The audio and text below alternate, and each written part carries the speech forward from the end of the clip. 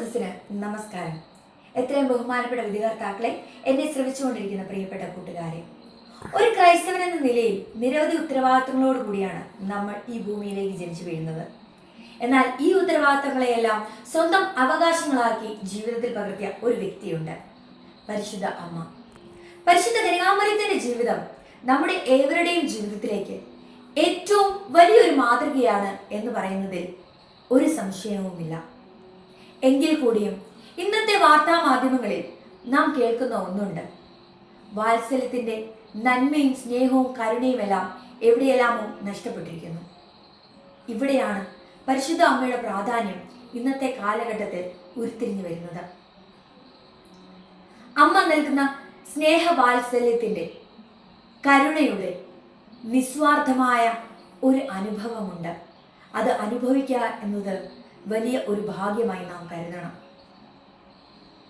നമ്മുടെ മുസ്ലിം സഹോദരങ്ങളുടെ ഖുറാനിൽ ഒരേ ഒരു സ്ത്രീയെയാണ് പരാമർശിക്കപ്പെട്ടിരിക്കുന്നത്, പരിശുദ്ധ കന്യകാമറിയം. എന്നാൽ പല ക്രൈസ്തവ സമൂഹങ്ങളും പരിശുദ്ധ കന്യകാമറിയത്തെ തള്ളിപ്പറയുകയാണ് ചെയ്യുന്നത്. ഇതിൽ നിന്ന് മാറ്റം വരണമെങ്കിൽ ഒരു ക്രൈസ്തവൻ എന്ന നിലയിൽ നമ്മുടെ ജീവിതത്തിൽ എന്തെല്ലാമാണ് പരിശുദ്ധ അമ്മ നമുക്ക് അനുഗ്രഹമായി നൽകിയത് എന്നത് മനസ്സിലാക്കണം. ജപമാല, അമ്മയുടെ ഏറ്റവും വലിയ സമ്മാനമാണ് ജപമാല, ഈശോയിലേക്കുള്ള വഴി. സെന്റ് പോൾ പാപ്പ പറയുന്ന ഒരു വാചകമുണ്ട്: ജപമാലയാണ് എനിക്ക് ഏറ്റവും പ്രിയപ്പെട്ടത്. ഇതിലും വലിയൊരു സമ്മാനം ഒരു ക്രൈസ്തവ ജീവിതത്തിൽ ലഭിക്കാനില്ല എന്ന് തന്നെ പറയാം. അതിലെ ഓരോ രഹസ്യവും ഓരോ മണികളും ഈശോയുടെ പരസ്യ ജീവിതത്തിലേക്കാണ് നമ്മെ ചേർത്ത് വയ്ക്കുന്നത്. നമ്മുടെ ഓരോരുത്തരുടെയും കുടുംബങ്ങളിൽ അച്ഛനും അമ്മയും മക്കളും മുത്തശ്ശനും മുത്തശ്ശിയും ചേർന്നുകൊണ്ട് ഇവ ഉരുവിടുമ്പോൾ അവിടെ സ്വാർത്ഥത ഇല്ലാതെ ആകുന്നു, സ്നേഹം ആഴപ്പെടുന്നു, കരുണയും അതുപോലെ പങ്കുവെക്കലും നമ്മുടെ കുടുംബജീവിതങ്ങൾക്ക് വലിയ ഒരു കൈത്താങ്ങായി മാറുന്നു.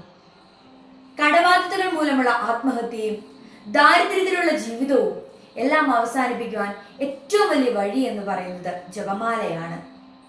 പരിശുദ്ധ അമ്മയുടെ നിസ്വാർത്ഥമായ സ്നേഹവും സംരക്ഷണവും ജപമാലയുടെ കരുത്തും നമ്മുടെ ഏവരുടെയും ക്രൈസ്തവ ജീവിതത്തിൽ ഉണ്ടാകുമ്പോഴാണ് നമ്മുടെ ഉത്തരവാദിത്വം പൂർണ്ണമായി നിർവഹിക്കുവാൻ നമുക്ക് സാധിക്കുന്നത്.